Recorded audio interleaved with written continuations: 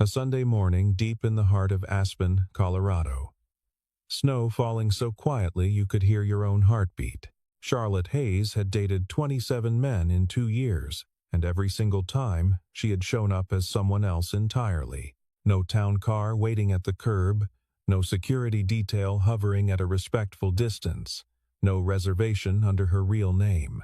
Just a woman in a second-hand coat and sensible boots, going by Charlie, nursing a cheap cup of coffee across from someone she had never met and would likely never see again.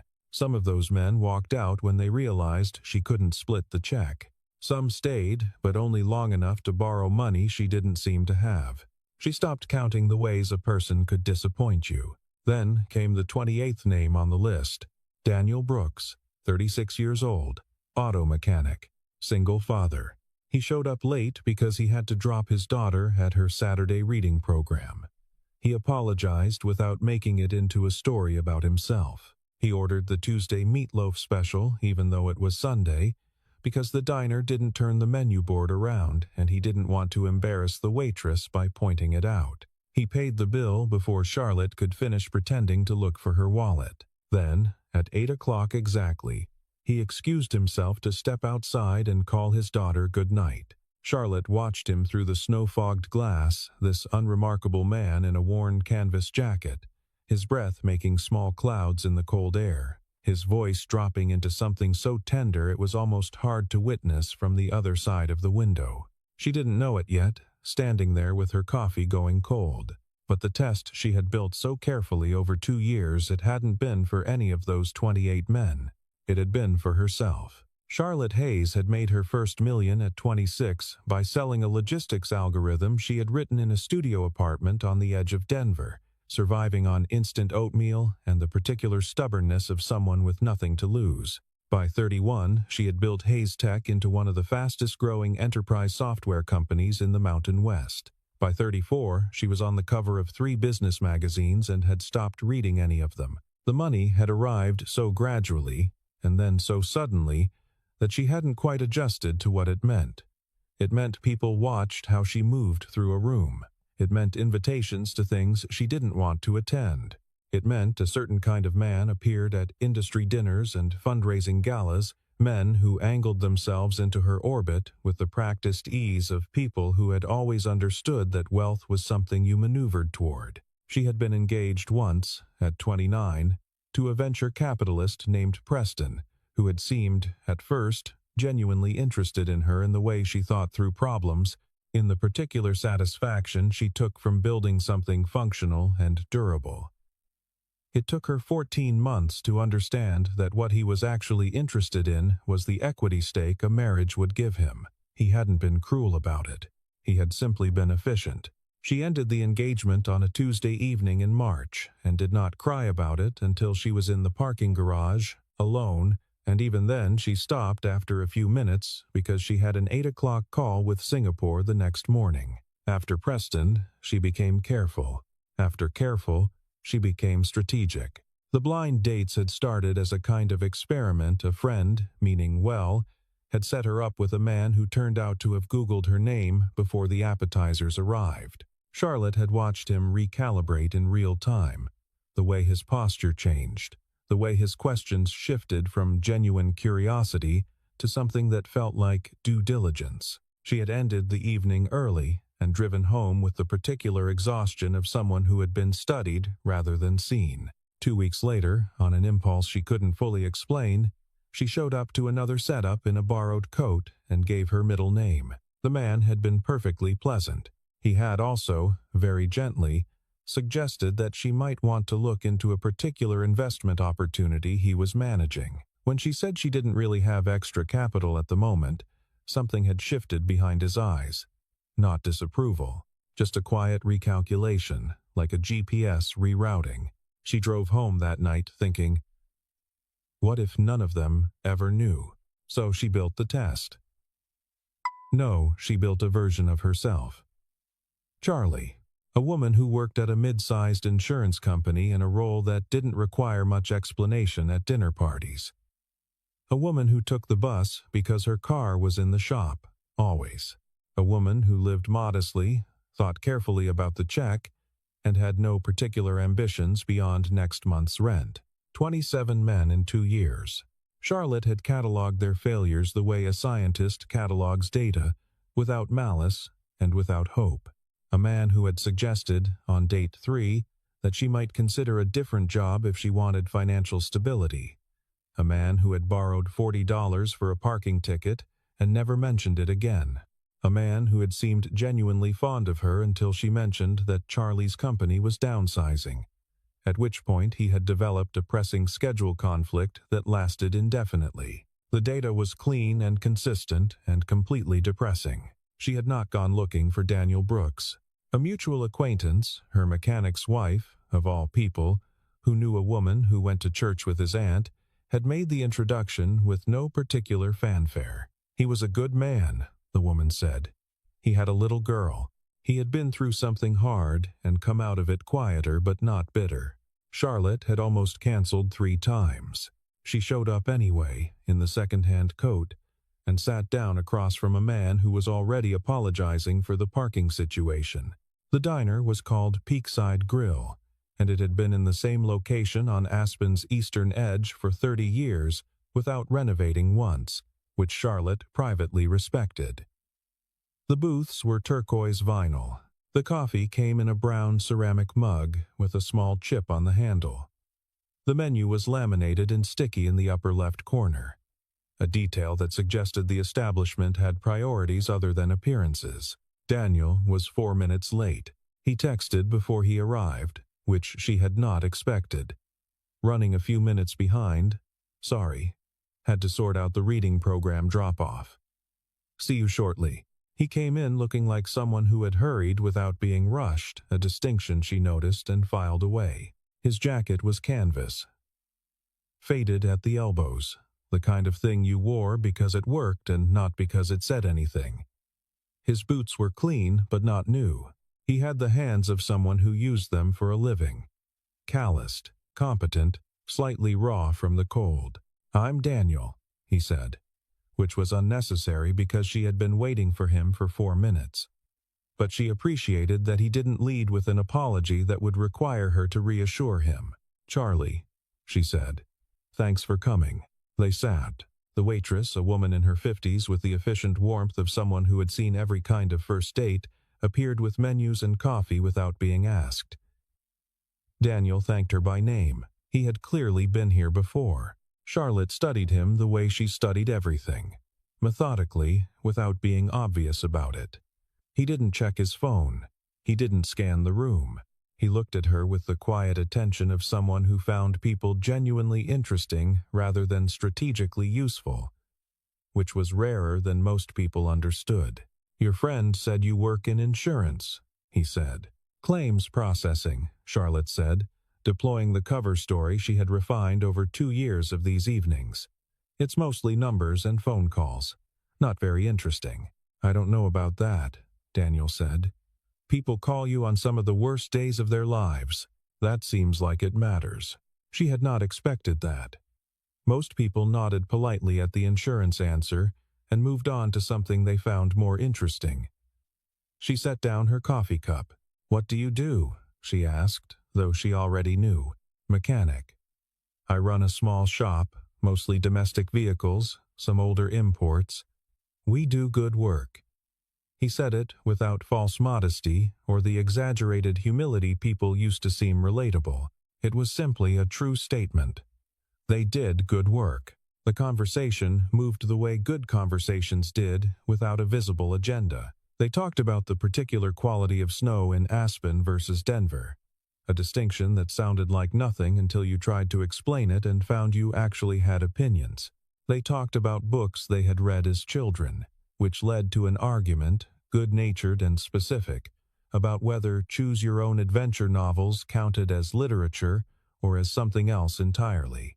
They talked about the difficulty of finding a good breakfast burrito in a town that charged $18 for avocado toast. Charlotte noticed that he did not ask what part of town she lived in. He did not ask about her car, her vacation plans, her investment strategy. He did not try to impress her with anything. He simply talked to her, and listened when she talked back, in the way of a person who had enough going on inside their own head that they didn't need to perform. When the bill came, Charlotte reached for her purse with the practiced slowness of someone about to discover they've left their card at home. She had used this moment 27 times. It was her instrument. Daniel had already handed the waitress his card. "You didn't have to do that," Charlotte said. "It's Sunday," he said, as though that explained it.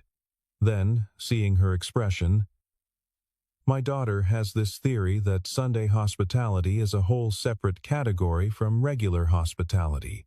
I think she picked it up from my mother. Anyway," he smiled, slightly embarrassed by the tangent. "You can get the coffee next time, if you want. Next time." He said it easily, without weight, the way you said it when you actually meant it, rather than as a social formality. Charlotte found herself doing something she had not done in a long time on one of these evenings. She relaxed. She saw his face change before he reached for the phone.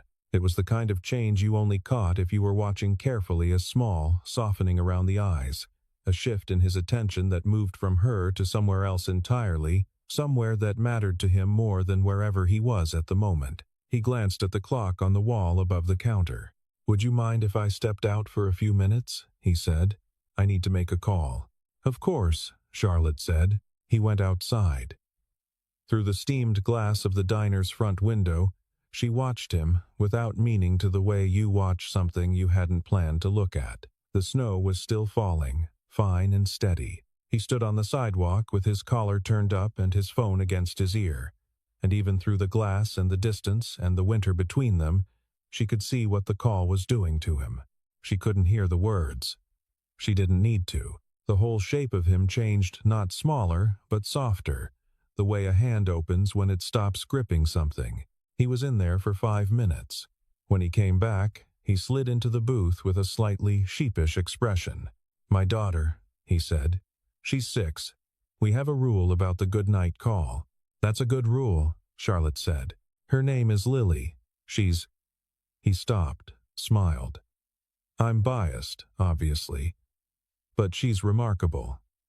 She's been reading chapter books since last spring. She tells me about them at dinner in enormous detail, and I think she suspects that I haven't actually read them myself. Have you? Some of them, when she's asleep." He picked up his coffee. "Her mother passed away when Lily was 2. So it's just the 2 of us, which means, the good-night call is non-negotiable.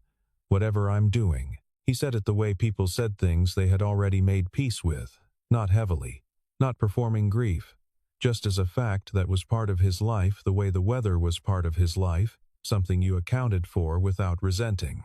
Charlotte thought about her own evenings, the penthouse overlooking the city, the way she worked until 11 most nights because there was nothing specific drawing her home, the fact that she had a kitchen she barely used, and a guest bedroom that had never had a guest in it. The particular silence of a large space occupied by one person.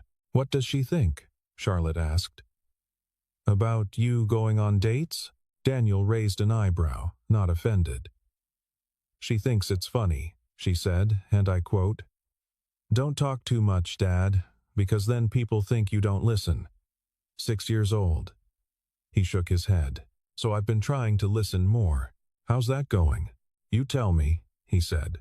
Charlotte looked at him across the turquoise table, in the warm and sticky light of the diner that had never renovated, with the snow coming down outside the window, and thought, "This is the most honest I have felt in 2 years." She did not say that, but she thought it. The weeks that followed were unlike anything in Charlotte's recent history, which was to say, they were quiet, and she had not understood until now how much she needed quiet. She and Daniel met on Sundays, because that was when his shop was closed and Lily's reading program ran long enough for 2 adults to have a breakfast that didn't need to be rushed. The diner became theirs by default. They never discussed it.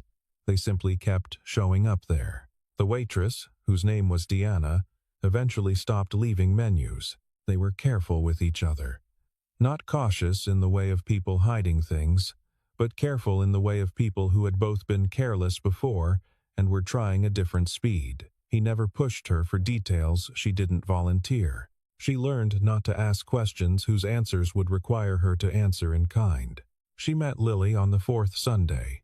The child had her father's eyes and the general energy of someone who had decided to be interested in everything and was running low on time.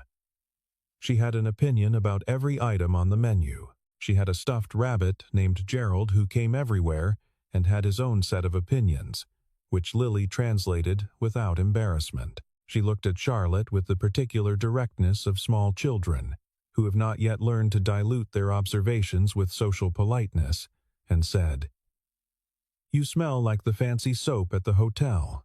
"I like nice soap," Charlotte said, which was entirely true and absolutely insufficient. Lily nodded as though this satisfied her and picked up her hot chocolate. After that, Lily was simply there, on the Sundays, when her reading program let out early. She and Charlotte developed a separate relationship from the one Charlotte had with Daniel, less cautious, more immediate. Lily wanted to know if Charlotte liked dinosaurs. Yes, specifically ankylosaurs. Whether Charlie thought dogs were smarter than cats, unclear, data inconclusive, and whether Charlotte had ever been to the ocean. Yes, many times, which disappointed Lily because she had never been and wanted Charlotte to have the same longing she did, so they could share it. Charlotte found herself thinking about Lily during the week in the same way she thought about a problem she was working on, not anxiously, but persistently, as though her mind had opened a file and not finished with it. On a Wednesday afternoon in November, she walked through the frosted glass doors of a bookstore on Mill Street and spent 45 minutes finding the next 2 books in the series Lily was currently devouring. She stood in line with them, tucked under her arm, and thought, when did this happen? She knew when. 8 o'clock on a Sunday, through a fogged diner window, watching a man tell his daughter good night. The problem, and Charlotte was experienced enough to know it was a problem, was that Charlie had no books to give. Charlotte Hayes, whose personal library occupied an entire room in her penthouse, and whose assistant had a standing order with 3 different booksellers, could give Lily any book in print. But Charlie, the woman Daniel believed he was building something with, bought claims forms for a living and thought carefully before splitting a check. She was running out of room inside the lie. What she had not understood when she designed Charlie was that the character required constant maintenance. Every small truth she accidentally revealed had to be walked back. Every genuine reflex, the way she assessed a problem, the speed at which she navigated bureaucratic systems, the particular fluency she had with how large organizations made decisions, had to be covered or explained or quietly abandoned. It was exhausting in a way that was distinct from the exhaustion of running a company, because at least the exhaustion of the company left something behind at the end of the day. This exhaustion left only the feeling of having worked very hard at something that made her smaller. She bought Lily the books on a Wednesday. She kept them in the back seat of her car for 3 days. On Saturday morning, she left them in a paper bag outside Daniel's apartment door with a card that said only, "For the next 3 chapters, see." She made the mistake in November, on a Thursday that had bled without warning into a crisis. The product launch had gone sideways in the final hour, a compatibility issue with a major client's legacy system, the kind of thing that didn't become visible until everything was live, and 40,000 users were staring at a loading screen that didn't resolve. Charlotte had spent 8 hours on back-to-back calls, first with her CTO, then with the client's IT team, then with her own engineers, who eventually found the issue in a nested data handling function that should have been caught in QA and would be the subject of a thorough and unpleasant retrospective. The crisis resolved at 6 in the evening. Charlotte walked out of her office building into the cold air wearing the clothes she had put on at 6 in the morning. A charcoal wool blazer over a silk blouse, the kind of outfit that signaled CEO without announcing it, and on her left wrist, a watch she had received as a gift 3 years ago from a vendor who had clearly researched what she would appreciate. It was not flashy. It was not costume. It was simply the kind of watch a person wore when money was genuinely not a constraint. She met Daniel for dinner. They had started doing weeknight dinners occasionally. In addition to the Sunday ritual, at a small Italian place that was dark and warm and unpretentious. She sat down across from him and did not think about the watch until she reached for the breadbasket, and his eyes dropped to her wrist for half a second too long. He didn't say anything, but Charlotte felt the shift in the air the way you feel a pressure change before a storm. Subtle, atmospheric, unmistakable. She rolled her sleeve down. Too late. Over the following days, she noticed him noticing. The way she sometimes spoke about supply chains with a fluency that didn't belong to a claims processor. The way the front desk staff at a restaurant they visited had looked at her with a certain recognition that she covered quickly. The way she had, on one occasion, answered a question about a software acquisition by name before catching herself and redirecting. Daniel was not a suspicious person. He was, in Charlotte's careful observation of him, someone who gave people the full benefit of the full doubt. But he was not careless, and he was not naive. And he had the particular acuity of someone who had spent years diagnosing problems in machines that couldn't tell you what was wrong. A patience with silence, and attention to what wasn't being said. Charlotte knew the window was closing. She just wasn't ready. Not because she didn't trust him. She trusted him more than anyone she had met in years. That was precisely the problem. The truth, once it arrived, would come with a reckoning.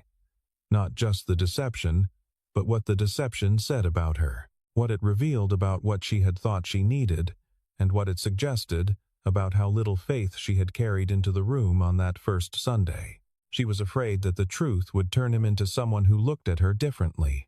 She was afraid it wouldn't change anything about how she felt about him, and that this would be worse. The reporters were there because of an acquisition. Hayes Tech had finalized the purchase of a smaller AI firm the previous afternoon, the kind of transaction that didn't make national news but was significant enough in the regional tech press that someone had tipped off a local journalist who had shown up outside the building too late and had apparently been following the signal ever since. It was a Saturday afternoon in early December, cold enough that the air hurt to breathe, and Charlotte and Daniel were walking along a street of closed storefronts and Christmas lights when she heard her real name called from 40 feet away. Charlotte Hayes. She stopped. Daniel stopped. The journalist, young, in a bright yellow parka, holding his phone up already, was covering the distance between them. A second person materialized from a coffee shop doorway, camera up. Charlotte had dealt with press 100 times. She knew how to stand, what to say, which way to turn. What she did not know was how to stand next to Daniel while it happened. "Miss Hayes, can you comment on the Terralogic acquisition? The reported price is significantly above market. I'm not doing media today," she said, in the voice she used for media, which was calm and final. "Contact my press office on Monday." The journalist turned to Daniel with the reflexive hope of someone looking for an alternate angle. Are you two together? Is this... Have a good afternoon," Charlotte said, and steered past him. They walked half a block in silence. The snow had started again, light flecks that settled on Daniel's shoulders and melted immediately. He stopped at the corner under a streetlight that was already glowing in the early dark winter afternoon. She watched him take out his phone. She knew what he was doing. She stood still while he looked at it, at the results of her name, at the photographs, at the number that followed the word net worth in the summary that any search engine would return in seconds. He put the phone in his pocket. He looked at her. "Charlotte," he said, "not Charlie." "Daniel, how long?" She did not pretend to misunderstand. From the beginning, he nodded slowly, the way he nodded when he was processing something that didn't fit into existing categories. She had watched him do it before, with a problem on an engine that was behaving unexpectedly. It meant he was working through something rather than reacting to it. "Why?" he said. She told him the truth, the quick version, the version that left out the fullness of what she felt, and stuck to the facts because she did not trust herself with the fullness right now. The men before him, the test, the coat, the name. Daniel listened. When she finished, he said, I wasn't a test. I know that, Charlotte said. That's what I got wrong.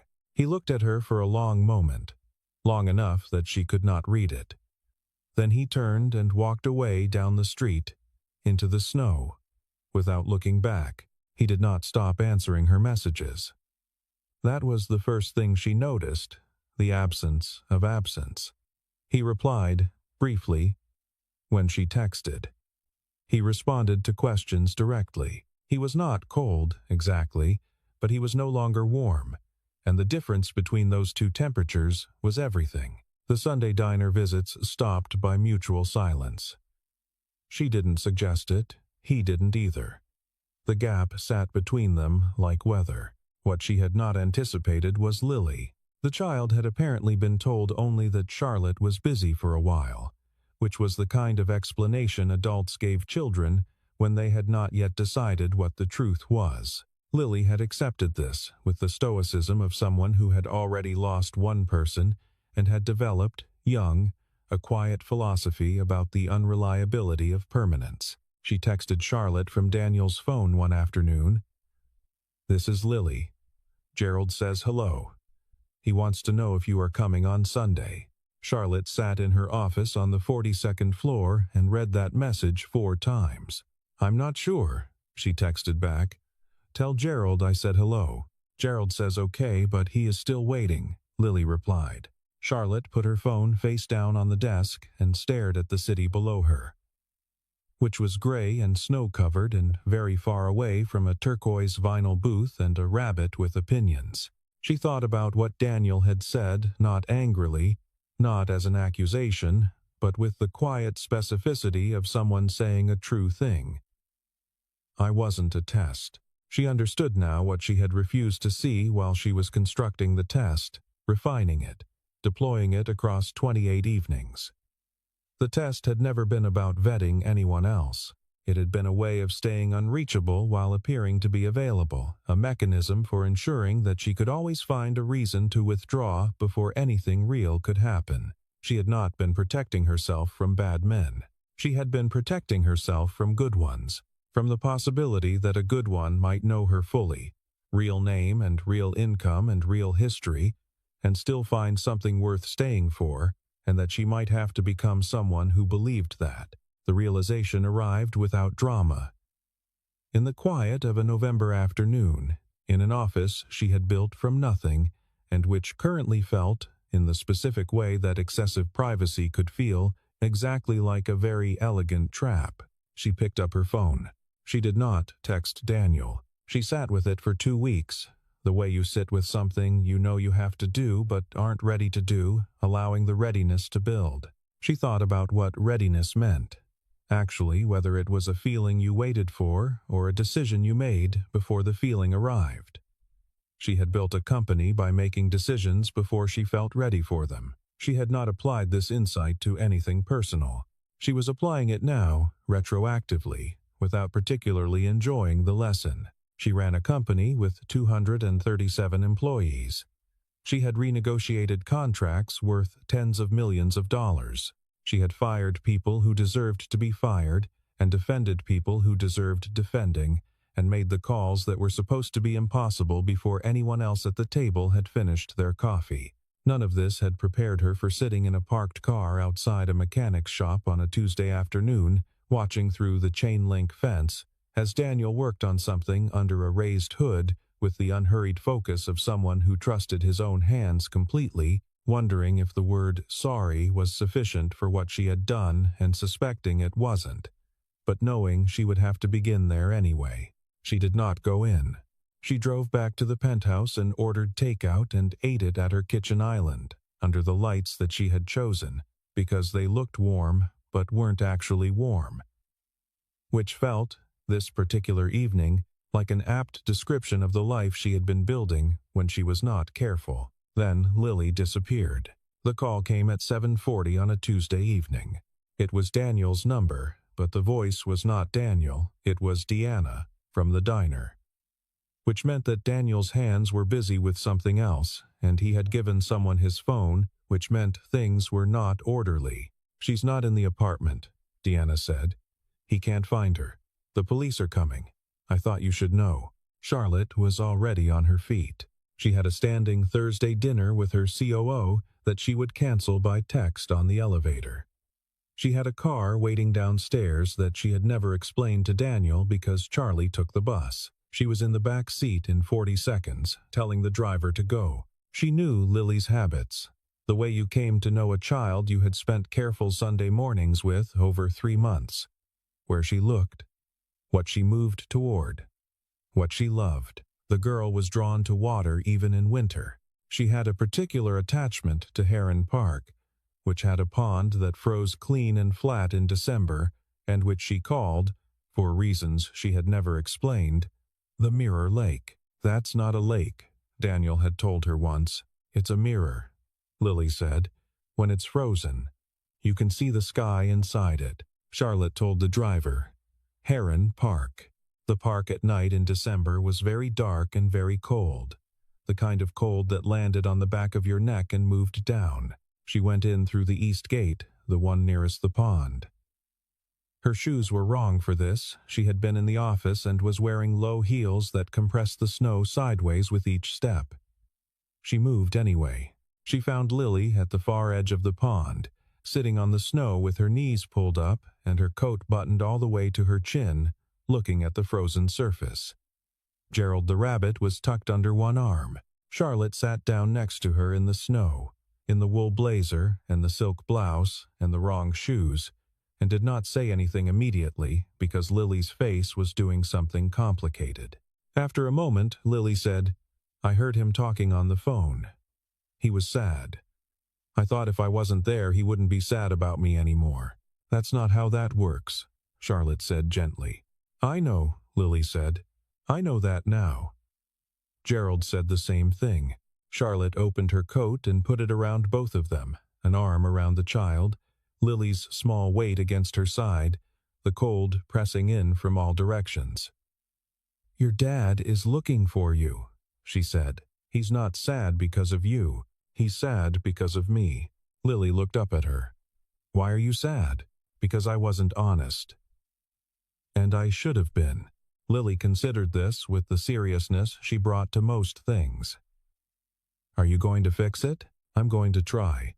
"Okay," Lily said, satisfied, and leaned her head against Charlotte's ribs.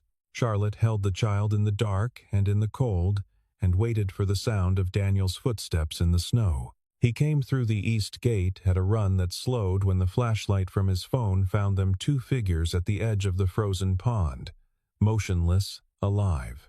He crossed the snow in 20 seconds and lifted Lily into his arms without speaking, holding on with the total physical conviction of someone whose hands had been empty for too long. Charlotte watched him check her face, hands, feet with the systematic attention of a person who needed certainty.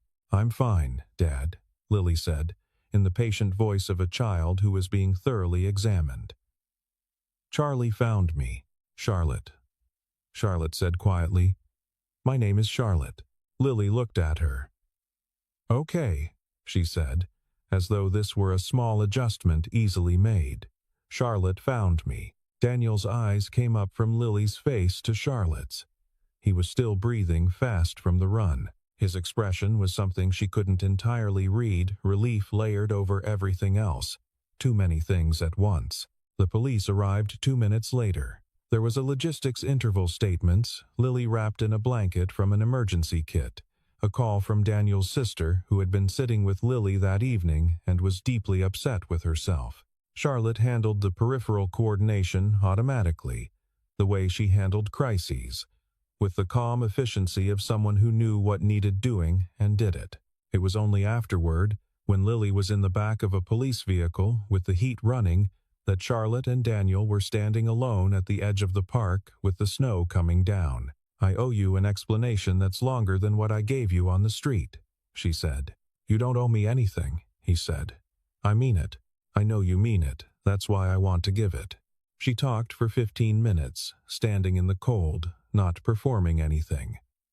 She told him about Preston, about the first blind date after Preston and what it had taught her, about the logic that had seemed so clean and rational that you could engineer a situation in which only genuine people survived, and what was wrong with that logic, which was that it treated other people as variables in a problem of her own design, rather than as people trying to navigate their own unknowns. She told him that she had fallen in love with him in a diner on a Sunday in November, watching him order the wrong special and not correct it, and that nothing about how she felt had any relationship to the test she had constructed or its outcomes. She told him she was sorry. He was quiet for a long time.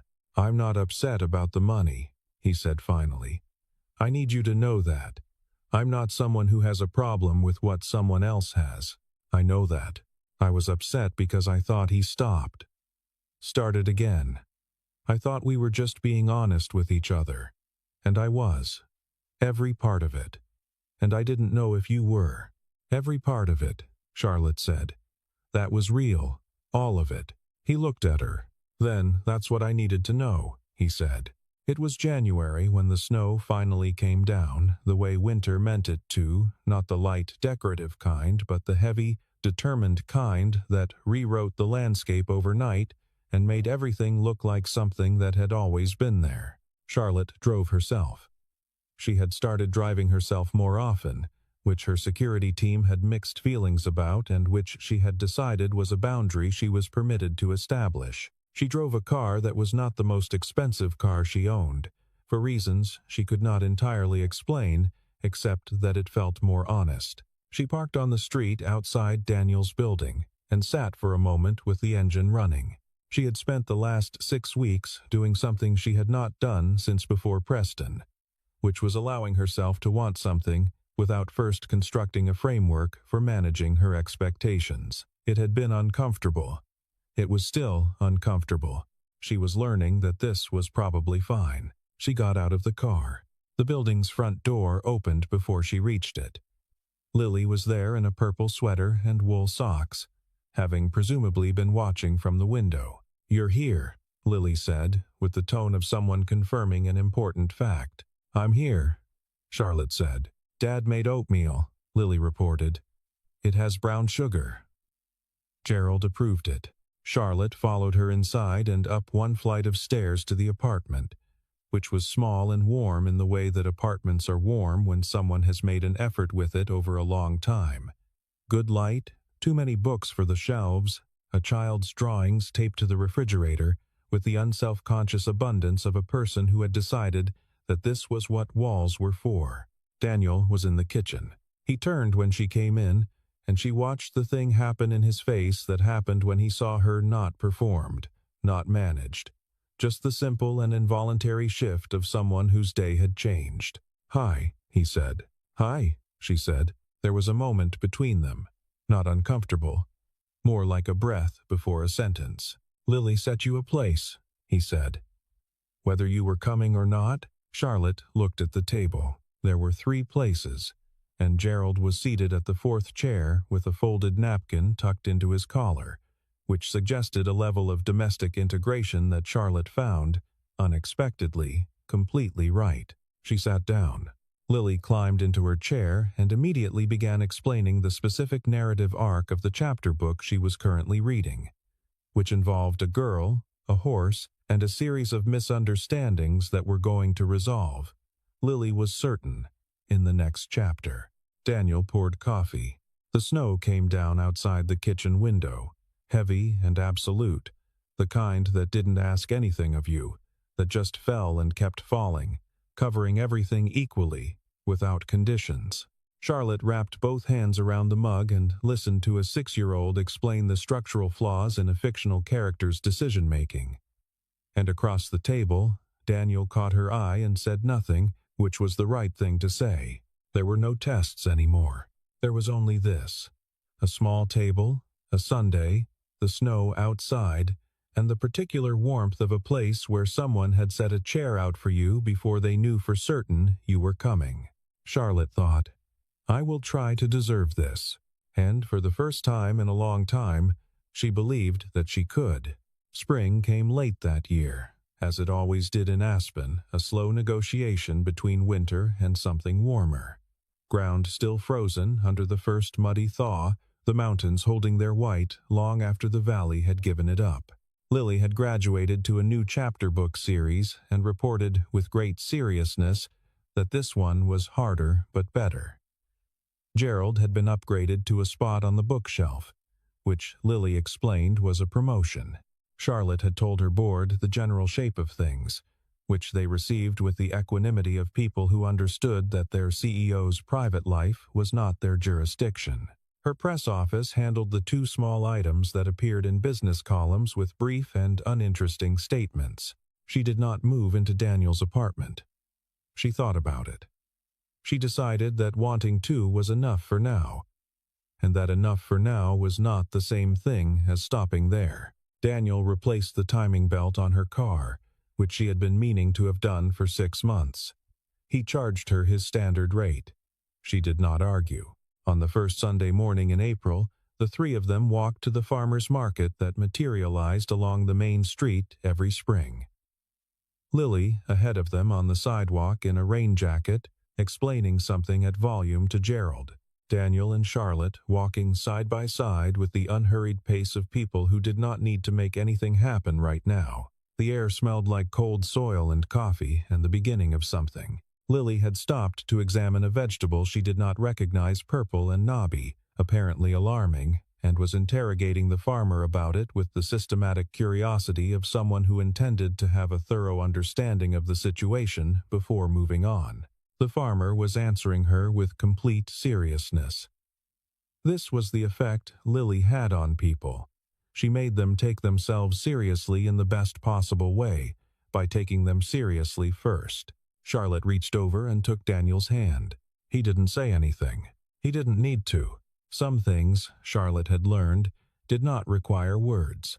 The test had been built on words on cover stories, calibrated answers, the precise management of what you revealed and when. What she found on the other side of the test was that the most important things communicated themselves differently. Through a hand taken on a sidewalk, a place set